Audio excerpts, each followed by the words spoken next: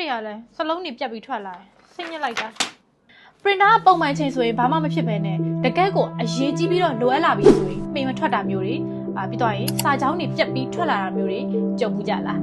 Inter printer တွေမှာအသုံးမပြုဘဲအချိန်ကြာကြီးပြစ်ထားလိုက်လို့ရှိရင်ဖြစ်တတ်တဲ့ပုံစံမျိုးပါဒါကိုအချိန်အများကြီးပေးနေကြမလို့ပဲနဲ့ဘယ်လိုဖြေရှင်းမလဲ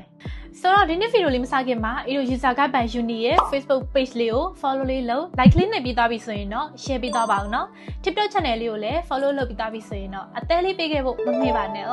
user guide by Uni ရဲ့ YouTube channel လေးကို subscribe လုပ်ပြီးသွားပြီဆိုရင်တော့အခုလိုနည်းပညာအကြောင်းအရာတွေကိုအမြဲကြည့်လို့ရအောင်ဘေးကခေါင်းလောင်းလေးကိုလည်းနှိပ်ပေးသွားပါဦးအဲ့လိုဗီဒီယိုလေးစလိုက်ကြရအောင်သဘောတရားကတော့ရိုးရိုးလေးပါပဲဘောင်းမိတ်တစ်ချောင်းကိုအဖုံးမပိတ်ဖဲနဲ့ထားလိုက်လို့ရှိရင်မှင်ခဲပြီးရေးလို့မရတော့တယ်လို့ပါပဲပရင်တာရဲ့ print head မှာရှိတဲ့မှင်ရည်တွေကအသုံးမပြုတာကြာသွားပြီဆိုလို့ရှိရင်၆ကပ်ပြီးတော့ပိတ်ဆို့သွားနိုင်ပါတယ်ဒါကိုစိုင်ပို့နေစရာမလိုပဲနဲ့အိမ်မှာပဲဖြည့်ရှင်းလို့ရတဲ့နီလန်၃မျိုးရှိပါတယ်နံပါတ်၁ကတော့ကာကွယ်နီလန်ပါပရင်တာကိုအသုံးမပြုဖြစ်သေးဘူးဆိုရင်တော့ဒီတိုင်းပြင်ထားပါနဲ့အနည်းဆုံးတစ်ပတ်မှတစ်ခါလောက်တော့ရောင်စုံပါတဲ့စာရွက်တစ်ရွက် print ထုတ်ပေးပါဒါမှမှင်ရည်တွေလက်ပတ်ပြီးတော့မှမခဲအောင်ကာကွယ်နိုင်မှာဖြစ်ပါတယ်